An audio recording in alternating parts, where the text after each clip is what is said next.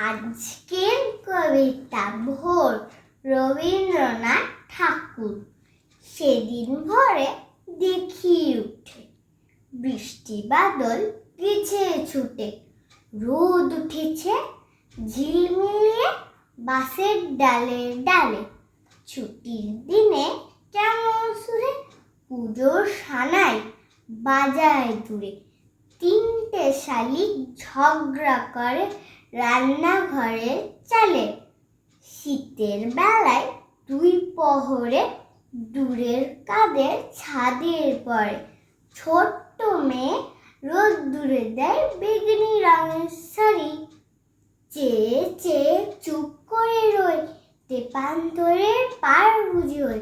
মনে ভাবি ওইখানেতে আছে রাজার বাড়ি।